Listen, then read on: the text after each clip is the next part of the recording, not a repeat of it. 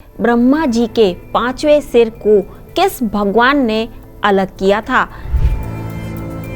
इस धरती पर भगवान ब्रह्मा जी का मंदिर भी एक ही है। केतकी के फूल को क्यों नहीं शिवलिंग पर अर्पित किया जाता है? केतकी के फूलों को घर में प्रफुल्लित भी नहीं किया जाता। नमस्कार, D5 चैनल हिंदी के प्रोग्राम धर्म धरोहर संस्कृति में आप सभी दर्शकों का बहुत बहुत स्वागत है।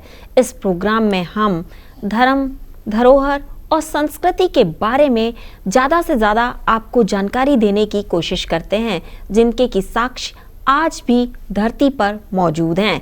इसी श्रृंखला में आज हम आपको बताएंगे कि कैसे ब्रह्मा जी के पांचवें सिर को किस भगवान ने अलग किया था, साथ ही केतकी के फूल को क्यों नहीं शिवलिंग पर अर्पित किया जाता है। इसके पीछे जो रोचक जानकारी है वो बहुत ही रोचक है, जिसे देखकर आप कह उठेंगे कि ये तो हमें पता ही नहीं था। ब्रह्मा जी को सृष्टि का रचयिता कहा जाता है। भगवान विष्णु को पालनहार और महेश जो कि भगवान शिव हैं उनको संहारक कहा जाता है। इन तीनों देवों का स्थान सबसे ज़्यादा हिंदू धर्म में है। ये सबसे ज़्यादा पूजे जाने वाले देवी देवता हैं। एक बात और भी इसमें चर्चा का विषय है मैम कि भगवान ब्रह्मा का पूजन बहुत कम किया जाता है। सबसे ज़्यादा पूजन भोलेनाथ और भगवान विष्णु का ही होता है, और इस धरती पर भगवान ब्रह्मा जी का मंदिर भी एक ही है। सबसे खास बात ये भी है कि भगवान भोलेनाथ के मंदिर और श्री विष्णु नारायण हरि के मंदिर सबसे अधिक इस धरती पर विद्यमान है, जो हम सभी को अपने अपने इष्ट का पूजन करने के लिए प्रेरित भी करते हैं।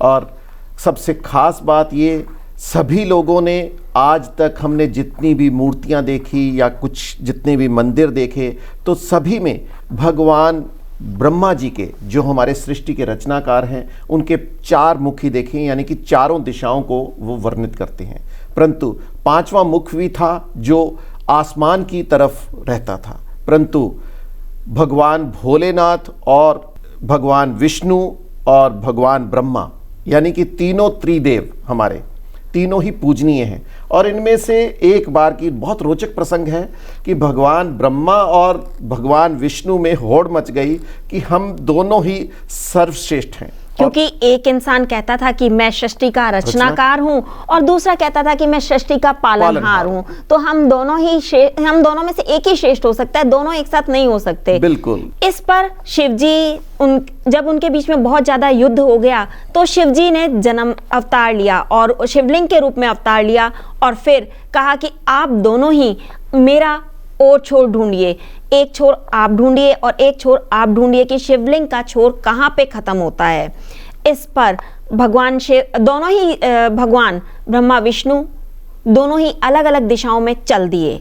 सबसे खास बात है कि भी भगवान विष्णु ने धरती की तरफ, यानी कि पाताल की तरफ प्रस्थान किया, और भगवान ब्रह्मा ने इसलिए किया क्योंकि उनका पांचवा मुख आसमान की तरफ था। उन्हें यह था कि भी मैं आसानी से आसमान में इस छोर को ढूंढ लूंगा, और दोनों ही अपने अपने लंबे समय तक इसको ढूंढने में लगे रहे, परंतु कोई भी इसमें सफल नहीं हुआ। और भगवान विष्णु वापस आकर उन्होंने अपनी हार स्वीकार कर ली कि भोलेनाथ, मैं इस शिवलिंग का छोर नहीं ढूंढ पाया हूँ। परंतु जब भगवान ब्रह्मा ने देखा कि ये तो पराजय पहले ही स्वीकार कर चुके हैं, तो उन्होंने कहा कि भी मैंने तो छोर ढूंढ लिया। उन्होंने तुरंत एकदम से झूठ बोल दिया कि मैंने तो छोर ढूंढ लिया, और इसका गवाह केतकी का वृक्ष है। बिल्कुल। केतकी के वृक्ष ने भी हामी भर दी।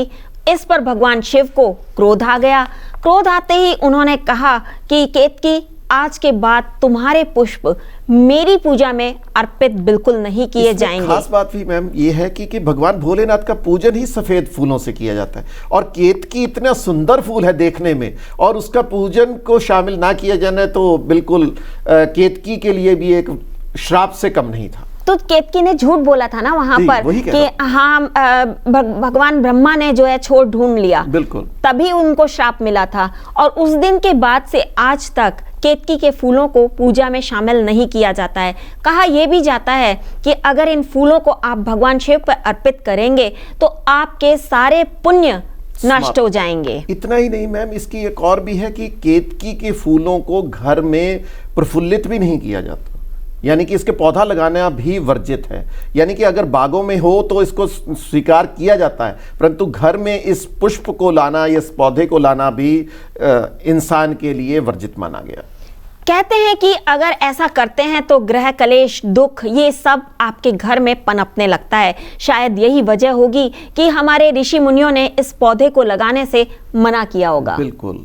इसमें मैं एक चीज़ और भी कहना चाहूँगा, क्योंकि बात श्राप की आ गई, तो हम अगले जो एपिसोड उसमें आपको कई इसी तरह के श्राप के बारे में ही जानकारी प्रदान करेंगे। ये तो बात आपकी ठीक है, लेकिन इसी एपिसोड में एक चीज रह गई कि भगवान शिव ने ही भगवान ब्रह्मा का 5वां सिर काटा था और उन्हें कहा था कि आज के बाद तुम्हारा 5वां सिर नहीं होगा, तुम आसमान की तरफ नहीं देख पाओगे। क्योंकि सिर्फ इसीलिए क्योंकि उन्होंने झूठ बोला था कि भी मैं आसमान की तरफ उस छोर को ढूंढ लाया हूं।